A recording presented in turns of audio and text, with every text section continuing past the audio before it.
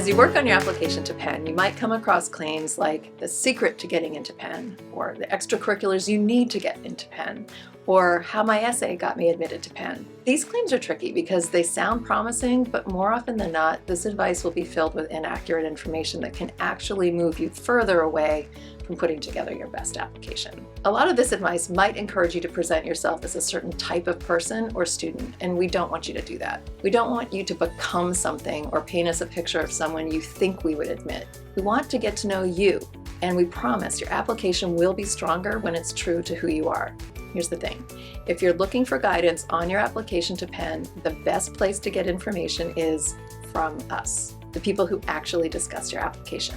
You'll get great advice from other people, but when it comes to what we care about and how to interpret our questions at Penn, we are the experts. I'm Whitney Soul, Vice Provost and Dean of Admissions at Penn, and my team has the privilege of learning about you through your application, and we love getting to know you. If you're looking for someone who definitely knows what Penn is looking for, you found her. Let's get one thing out of the way first. Through your application, we're trying to understand who you are as a whole person, the person you are right now in your life. And that's a big ask. We know there's no way that an application could ever show us all of who you are, especially since there's so much within you and more to discover.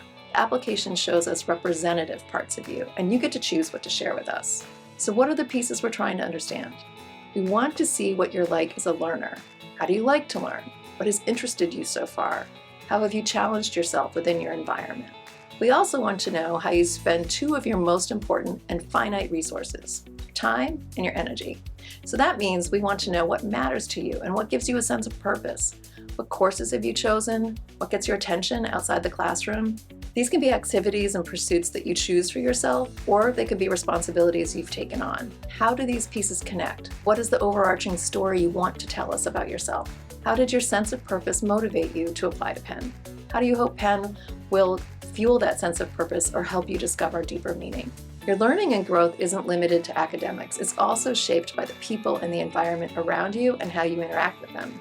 So we want to know what you bring to a community you join. How have you pursued the things you care about? In what ways, big or small, have you been of service to the world? How do you show up for the people in your life? And what might you bring to the Penn community? How do you recognize and appreciate the contributions others have made toward your growth? And of course, we want to know what draws you to Penn. There's so many schools, and so what's connecting you to Penn specifically? Is it an interest you want to pursue? A goal you have for yourself? What is it that Penn will help you do? The application is made up of separate sections, but they're actually all connected. When you think about answering the questions, think about how they work together to represent you, and that's how we'll get to know you too.